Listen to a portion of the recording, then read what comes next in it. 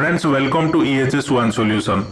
Friends, आज हम देखेंगे कि विद्युत कार्य में और क्या सामान्य सुरक्षा का प्रावधान है ताकि हम सुरक्षित तरीके से बिजली के साथ काम कर सके। जैसे ये वीडियो का सीक्वेंस है, जैसे मैंने पार्ट 1, पार्ट 2 और पार्ट 3 बना दिया है। पहले आप पार्ट 1, पार्ट 2, पार्ट 3 को देख लीजिए, उसके बाद आपको पार्ट 4 देखने में मजा आएगा। दोस्तों, आज हम भी उसी 3 इंपॉर्टेंट चीज के बारे में पढ़ेंगे ताकि हम इलेक्ट्रिकल जॉब करने के समय हम कैसे सुरक्षित रहे। आज उसी को हम जानेंगे। दोस्तों, ये जो मैंने रेफरेंस लिया है ये इंडियन स्टैंडर्ड कोड 5216 से लिया है। इंडियन स्टैंडर्ड कोड का रेफरेंस मैं इसीलिए आपको दे रहा हूं क्योंकि जो भी हम ट्रेनिंग मॉड्यूल प्रिपेयर करेंगे वो ऑथेंटिकेट होना चाहिए। जो भी हम कम्युनिकेशन करेंगे वो कहीं ना कहीं रेफरेंस होना चाहिए ताकि उनको समझ में आए और टाइम आने पर हम प्रूव भी कर सकते हैं कि हाँ, ये हमारा स्टैंडर्ड कहता है। तो ये वीडियो में आपको मैं ये बताने की कोशिश करूंगा कि विद्युत कार्य में सामान्य सुरक्षा का प्रावधान और क्या है। जैसे पार्ट 1 में हमने कुछ पॉइंट्स देखे, पार्ट 2 में कुछ पॉइंट्स देखे, पार्ट 3 में कुछ पॉइंट्स देखे, अभी पार्ट 4 में भी हम कुछ पॉइंट्स देखेंगे कि और क्या प्रावधान है ताकि हम बिजली में जितने भी काम करेंगे वो सुरक्षित तरीके से हो। तो पहले हम देखेंगे कि डेंजरस एरिया, उसके बाद देखेंगे वार्निंग बोर्ड्स के बारे में, और उसके बाद देखेंगे वार्निंग द पब्लिक को हम कैसे वार्न करेंगे इलेक्ट्रिकल जॉब में। तो पहले देखेंगे हम डेंजरस एरिया। डेंजरस एरिया कैसे होता है दोस्तों? When working in areas which contain or many contain in live mains and apparatus, fix danger notice plates, barriers, rails or other guiding arrangements for the working area. Do not store materials within high voltage enclosure और low voltage। जब भी दोस्तों हम एक live main और apparatus में काम करेंगे तो हम डेंजर नोटिस प्लेट को, बैरियर को, रेल को हमको चारों तरफ में रखना पड़ेगा ताकि किसी दूसरे को खतरा उससे ना हो और दूसरे को पता चले कि हाँ, यहाँ पे कुछ खतरा काम हो रहा है और उसको हमको दूरी रहना है।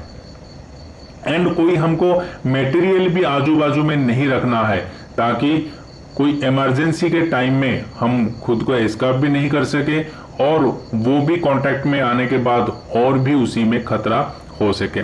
इसीलिए दोस्तों कि जो भी danger notice plates, barrier, railing system हमको चारों तरफ करके रखना है ताकि कोई अनऑथराइज एंट्री ना हो, दूसरों को खतरा ना हो, उसके साथ साथ हमें भी खतरा ना हो और कोई बड़े इक्विपमेंट्स, मटेरियल्स हमको उसी एरिया में नहीं रखना हो।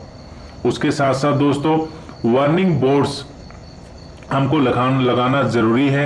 जब भी एक वार्निंग बोर्ड लगाते हैं, कौन लगाएगा उसको? जो पर्सन इंचार्ज है। और कौन रिमूव करेगा? वही पर्सन इंचार्ज ही रिमूव करेगा।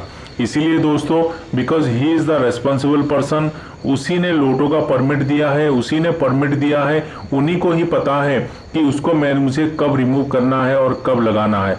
इसीलिए दोस्तों, जो भी डेंजर बोर्ड, जो भी लोटो, जो भी टैगिंग सिस्टम हमको करना है थ्रू पर्सन इंचार्ज ही करना है, वही लगाएंगे और वही निकालेंगे ताकि उनको पता रहेगा कि काम मेरा कब खत्म हो रहा है और काम मेरा कब शुरू हो रहा है।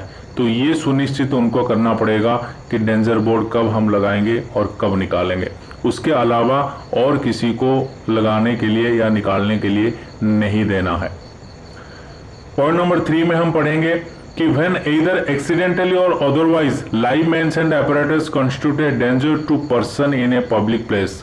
कभी भी हम यदि पब्लिक प्लेस के कांटेक्ट में आ गए और पब्लिक प्लेस से संपर्क रखते हुए हम कोई मेन और apparatus में काम कर रहे हैं, कोई स्ट्रिंगिंग कर रहे हैं, केबल लिंक कर रहे हैं या एक्सीडेंटली कोई डैमेज हो के गिर गया है, तो पब्लिक को उससे दूर रखने के लिए हमको एक पर्सनली वार्निंग सिस्टम देना है। किसी को उधर डिप्लॉय करना है, कोई एक पर्सन को डिप्लॉय करना है ताकि वो पब्लिक को उसी पर्टिकुलर लाइव पार्ट से बचा के रखे। यदि इतना करेंगे तो कोई पब्लिक डायरेक्टली हो, इनडायरेक्टली हो, वो कांटेक्ट में नहीं आएंगे और पब्लिक हमारा सुरक्षित रहेगा। तो दोस्तों, इस वीडियो में मैंने आपको बताया कि कहीं पे भी आप एक लाइव इक्विपमेंट में काम करने के लिए जा रहे हैं तो डेंजर नोटिस प्लेट्स लगाना बहुत ज़रूरी है। ये लगाने का फ़ायदा ये है कि दूसरों को भी पता चलेगा कि यहाँ पे कुछ खतरा काम हो रहा है और वो दूरी रखेगा। उसके साथ साथ हमको आजू बाजू में कोई मटेरियल्स भी नहीं रखना है ताकि इमरजेंसी में हम जा सके और एक्सीडेंटली वो कांटेक्ट में भी ना आ सके ताकि दूसरों को भी खतरा हो सके। पॉइंट नंबर 3 में मैंने जैसे पढ़ाया कि एक पर्सन इंचार्ज का ही रिस्पॉन्सिबल होना चाहिए कि कोई भी काम होने से पहले, वर्क परमिट देने से पहले जितना भी वार्निंग साइन बोर्ड्स है वो लगाए और वो लास्ट में काम होने के बाद वही निकाले। उन्हीं का रेस्पॉन्स होना चाहिए। वो लगा दिए, कोई और ला के निकाल दिया और फिर उधर ऑपरेशन हो गया, फिर जोखिम हो सकता है। इसीलिए एक पर्सन इंचार्ज को ही यही काम करना चाहिए।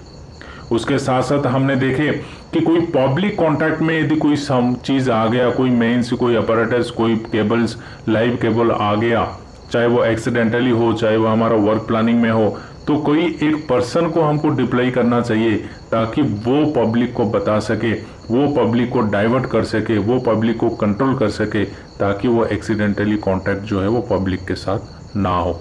दोस्तों, ये यदि चीज को हम मान के चलेंगे तो हमारे साथ कभी भी इलेक्ट्रिकल का दुर्घटना नहीं होगा।